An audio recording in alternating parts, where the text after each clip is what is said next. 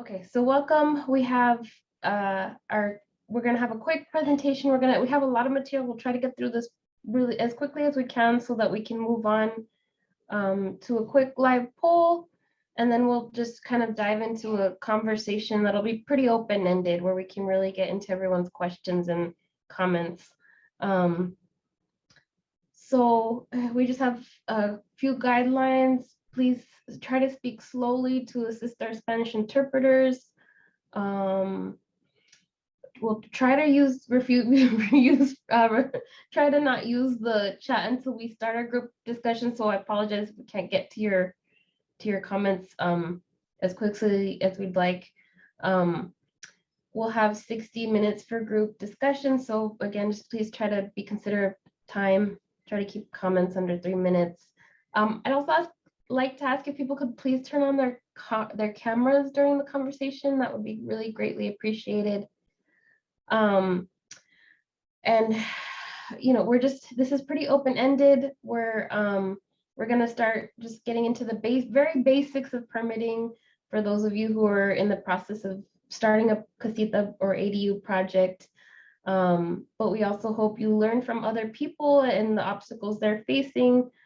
And we're hoping that, you know, as we uncover barriers, that we can, adjust our community process, and the Escuelita program we're developing will kind of be tailored to the needs of the community. So again, just please be respectful of everyone and their experience level and knowledge level.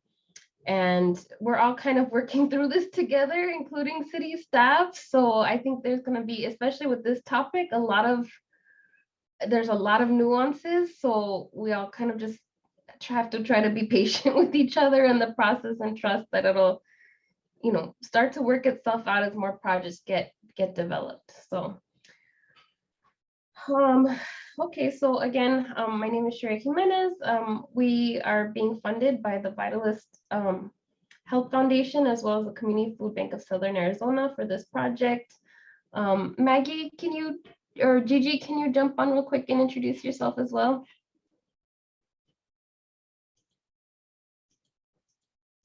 Let me unmute myself. Yeah, great. Sorry. All right, what were you, just to introduce? Yeah, the Pima County Community Land Trust. So I'm Gigi Eldridge with the Pima County Community Land Trust, and we're super excited to be partnering with Quadro, Shay, and Wesley. And we're all, like, I think, like she said, we're all learning as we go. So we really appreciate you taking the time to listen and learn. And we definitely appreciate their guidance. Thank you, Gigi.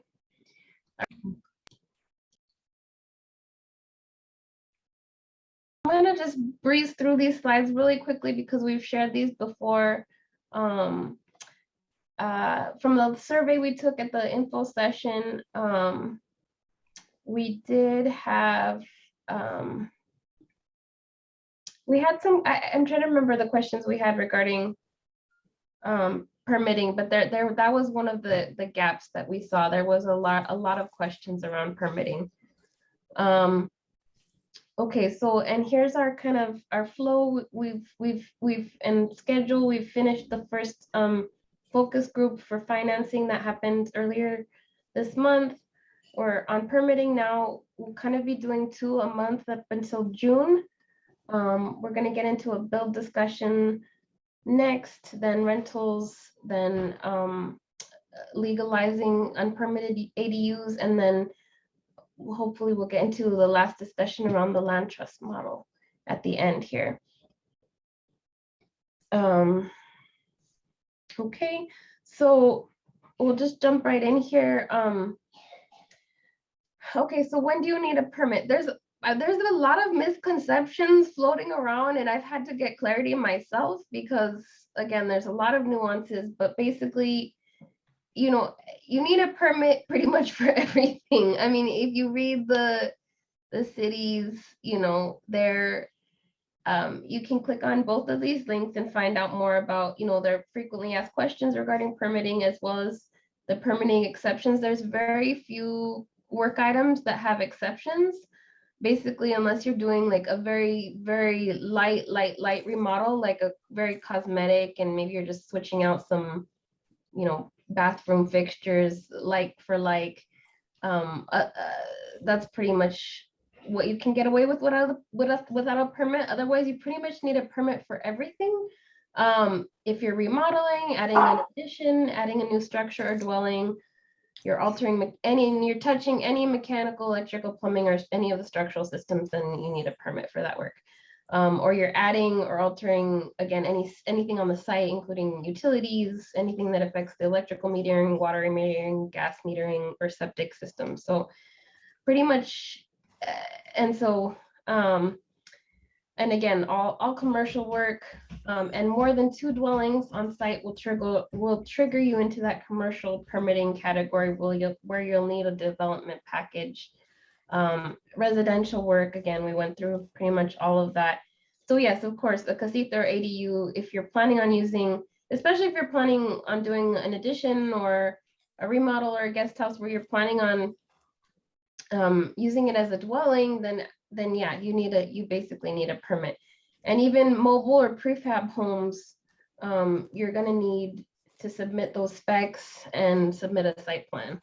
So yeah, pretty much for everything, you'll need a permit. So we did get some of this information from the city of Tucson. So thank you all so much for putting this together for us and sharing. Um, do we have Dan Bursick on the call still? Actually, Dan, do you want to go through this? Yeah, I'm right here. Sorry, Shay. That's all right. Yeah, happy to go through this, talk a little bit through it. And as Shay was talking about, I mean, we're kind of working through this as well as it is a kind of new process, and we're learning from this and looking for, some solutions to add to flexibility for some of this stuff as we move forward. So we really appreciate your feedback as you're going through the process because we learn from it and it allows for us to know kind of some of those kind of squeaky wheel areas or areas that are barriers that we can address kind of moving forward.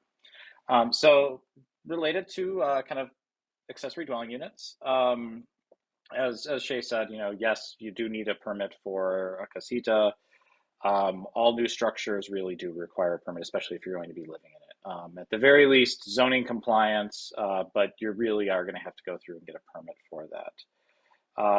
And it is a zoning review, but then it's also going to be a building permit, which requires electrical review, structural review, water, all that other stuff that goes along with that, just to make sure that health, life, and safety is up to code.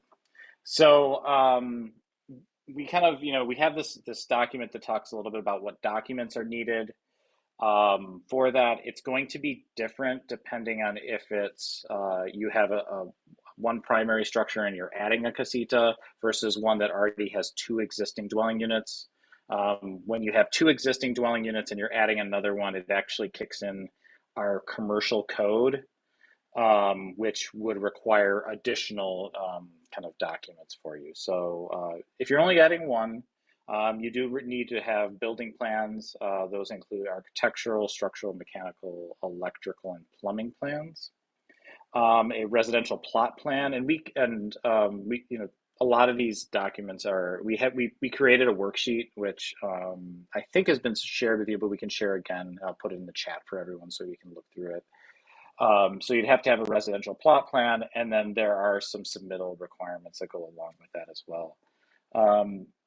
Related to the commercial plan, that's when you have to do a full development package. It's a little more involved. You have to have a site plan that demonstrates that you're meeting these commercial standards, and a lot of times that has to do with parking standards. So it makes it more, it could potentially make it more difficult to actually fit things on a site. But you have to make sure you meet parking, landscaping, access, screening, etc. And then building plans like you had before, and those get submitted for architectural, structural, mechanical, electrical, and plumbing. We have here that the review cycle is about 30 days for each submittal. So a lot of times what ends up happening is you submit and then there's revisions that are required. So you end up having to go back, make changes, and then come back and do that. But that's kind of how it works with at least the permitting process. And actually, Shay, I bet you've probably and Valerie as well have probably gone through this process quite a bit, a lot more than I. I do more kind of the zoning code stuff, but I'm learning a lot about the building permit process as well. So if you have clarifications, please jump in. I mean, Valerie, oh sorry, go ahead, Shay. yeah, this is great. Thank you. Valerie, you have your hand up? Yeah, I just thought I'd offer, I mean, I guess I don't know exactly who's listening. So sorry if it's repetitive, but the City of Tucson website, these are a couple of useful links, but there's detailed checklists available for all the information that needs to go on every single sheet of a set of drawings. And it can look overwhelming, and it is, and it requires a lot of steps. And then the review cycle here, the city says 30 days. In the last few months, what I'm experiencing is closer to 10 weeks, 8 to 10 weeks for the first set of comments to come back. And then if you can get it resubmitted within, I usually take about a week to get it resubmitted. And then it's about another 2 weeks. So the review process can take up to 3 months in reality. And then in the current situation, I think I'd like to advocate that the city establishes an expedited review process for these kinds of things, but that hasn't occurred yet. And then additionally, there's one neighborhood, Blenman Elm, I believe has a NPZ overlay zone. And I recently submitted a set of drawings for just a bedroom addition. It took me 4.5 months to get a permit. And so I think it's just the reality that people have to be prepared for right now. And if you build one of these things without a permit, usually the process is that like a neighbor will tell, or a building inspector might see, something like that can happen. And then you end up having to go through the process regardless. Okay, So- can we just finish our presentation? We'll get into the comments at the end. Sorry to cut you off here, but we've got quite a few more slides to go. But we'll have plenty of time to get into all this. But yeah, thank you. So the next piece was you were going to go into the fees, right, Dan? Yeah, I was going to talk a little bit about the fees. So the fees can be kind of complex. So I'll talk through this, but we do have some estimates that kind of give you an understanding of what those building permit fees are. So it's based on the valuation, which is, around $1 to $2 per square foot. So, 600 square foot structure would be probably around $1,000 or something of that sort. Then you have plan review fees that are additional. So that's about 50% for residential, 65% for commercial, and then electrical, mechanical, and plumbing. So they actually count the amount of plugs and different things within the plan. So if it's more complex, you have more plugs and different components, it ends up being more for that. So it really does vary depending on the complexity. So then you have, all of those kind of the review fees for that. Then you also have impact fees. And impact fees are, if you're under 750 square feet, it's $2,486. Jumps up to almost $4,000 once you go above 750. One thing to note here, and actually I think we talk about it on a later slide, is that this only applies to dwelling units, like accessory dwelling units. So if you have a guest house, which we'll talk a little bit about, the impact fees do not apply to the guest house. And then addressing is $89. And then the utilities, and this is something that we're looking at internally on ways to provide some sort of flexibility for this, because this can be really expensive. But as it is currently for an accessory dwelling unit, we require separate utilities. This is something, again, it can be thousands of dollars and really dramatically increases the cost. So we are looking at this, and hopefully we'll have some sort of solution to that in the future.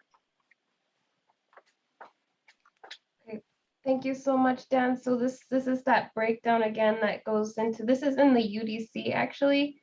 I think we maybe have the link as well for this. And then here, did you want to go into this as well, Dan? Sure. Yeah. I guess we've had questions related to prefab units, conversions, tiny homes. So just to kind of let you know that there are some use-specific standards for manufactured housing that you do need to meet. These are things like ground set foundation. There are some exterior material requirements, and then concrete and masonry steps. So there are some details that you would have to meet, but we do allow for those prefab units in our code. And then, kind of as far as we talked a little bit about design ordinances or design of the units. So we have specific design requirements for all new dwelling units, which this would be required to meet as of now. Those are things like ADA, solar readiness, gray water, electric vehicle charging preparations. Though electric vehicle charging preparations, if you have on-street parking, you wouldn't be required to meet that requirement. And then some other design ordinances, and that's kind of things like our NPZ, as Valerie was talking about, our neighborhood preservation zones or historic preservation zones. This is another area that we are looking at potentially for flexibility for some of these things, especially, solar readiness or gray water on an existing structure or conversion doesn't really make a lot of sense. So we are looking at ways to provide for flexibility on these. This is some of the initial feedback we received. Okay, great. I'm sorry, Bill. I'm going to wait till we have a few more slides. I'm going to try to whip through these. I'm going to try to wait till the questions till the end. Please hold on to them. And then did you want to give this update as well, Dan? Sure. Yeah. So this is what we put a button on our application submittal to get an understanding of how many submittals we've had. So since we did that, and actually since it was passed, we've had 17 applications. Those are all currently in process. So none have been approved. One of those inquired about the amnesty program. We did check into it today as well. And before we put that button, there were 8 of these as well that had actually submitted prior to adoption of the ADU ordinance to get that initial review set up. So, so really 25 or so of these have been submitted since really the beginning of the year. And then these are those resources, and I'm happy to share some as well in the chat for everyone. Thank you so much, Dan. This is really helpful.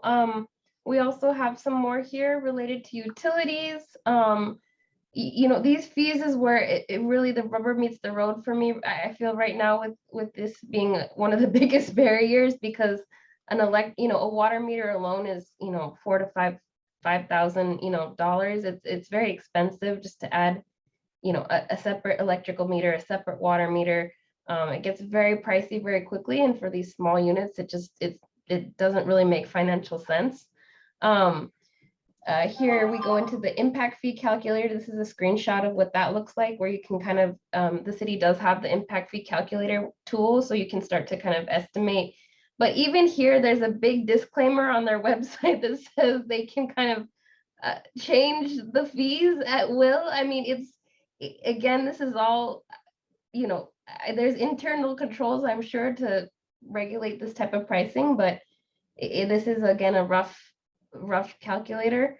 And then this was given to us as well, some examples of the building valuation and what the total fees ended up being.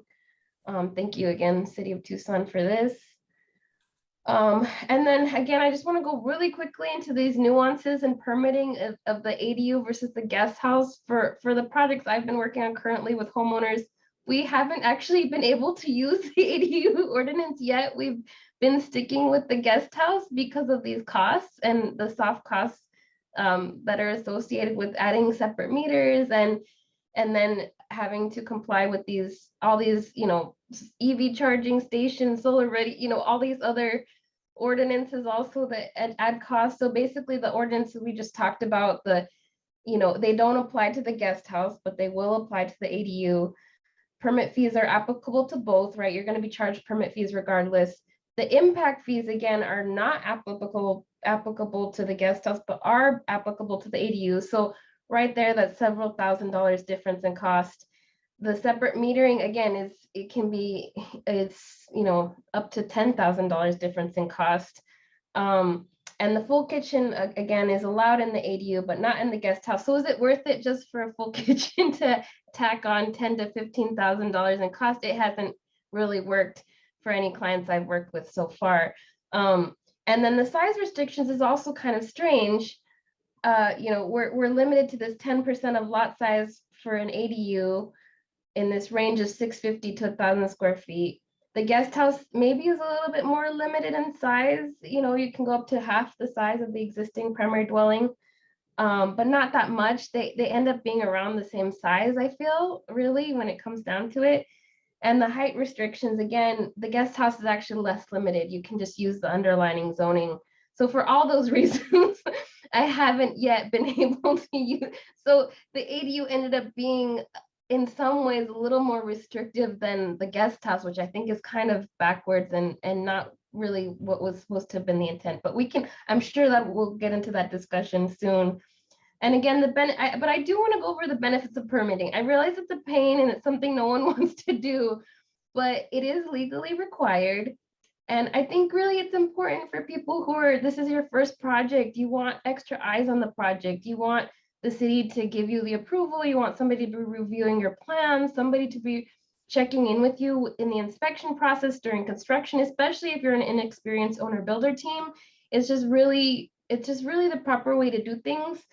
And also it's the only legal way you can add the assessed value to your property.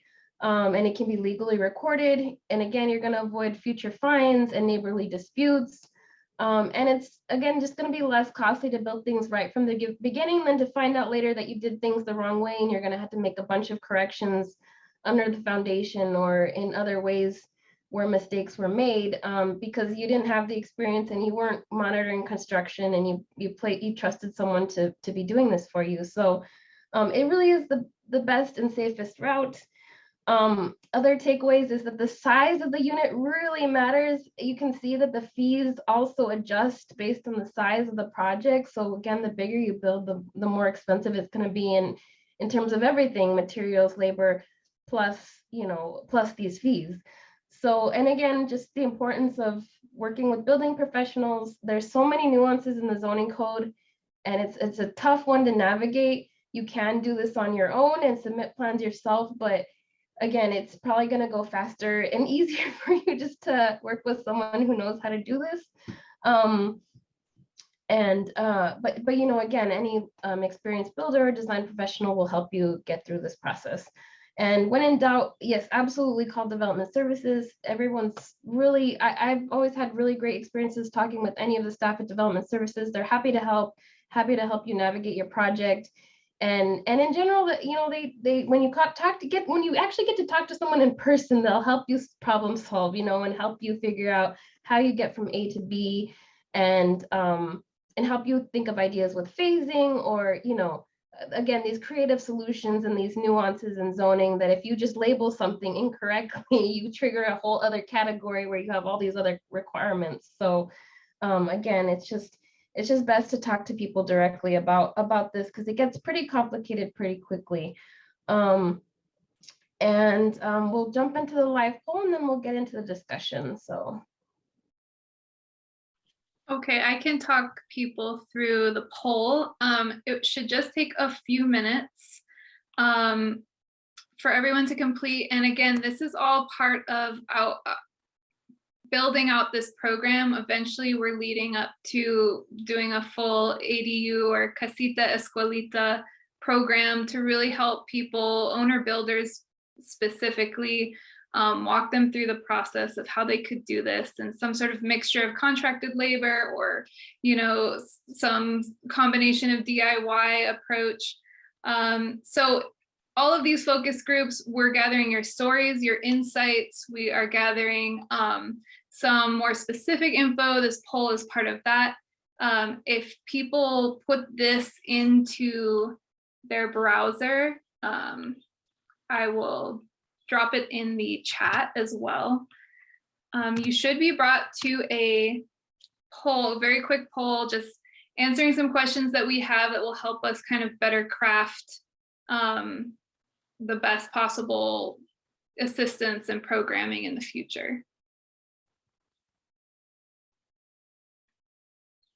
So we'll just take a few minutes for folks to go through that.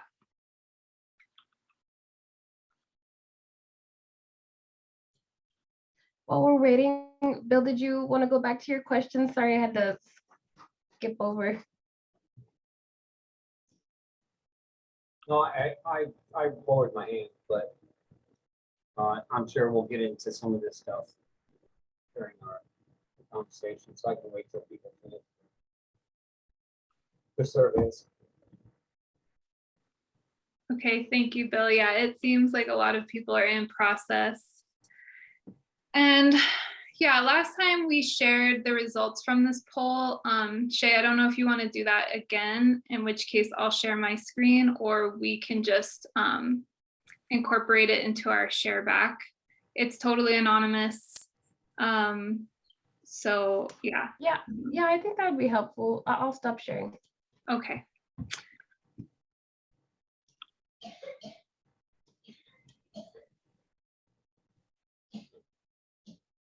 Let's see if I can do that.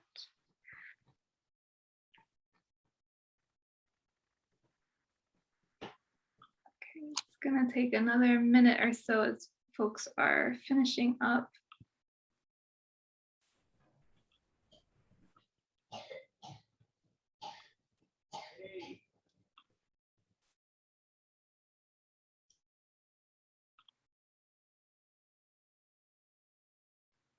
Okay, we can kind of see people are still in progress, but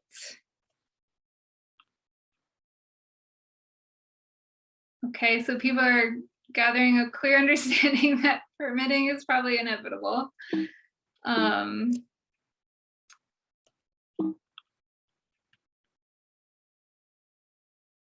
Okay, so about 1/4 have already started the process to be in touch with development services.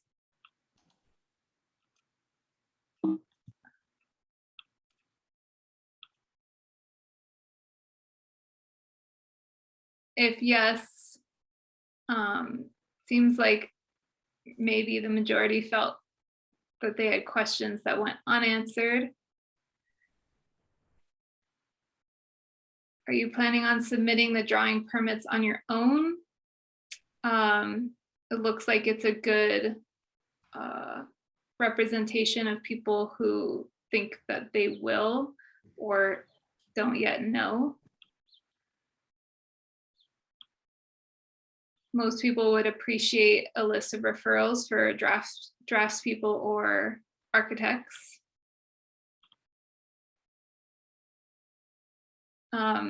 This was an interesting question that I think Shay threw out there, modeled on different programs we've seen in other parts of the country. But would you consider renting your project as an affordable housing unit in exchange for reduced permit fees? And it looks like people are very open to that idea. And if yes, how long would you be willing to commit to keeping your rental affordable?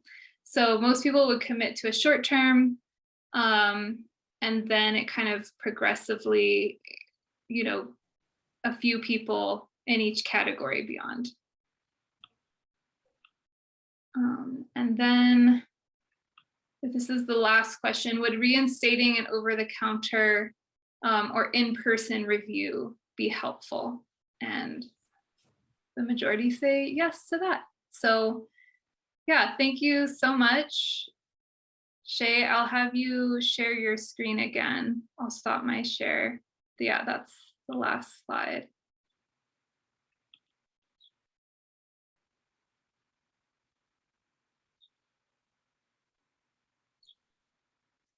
So Okay, thank you all so much for that. So we're ready to get into the conversation, so you all can just let them fly.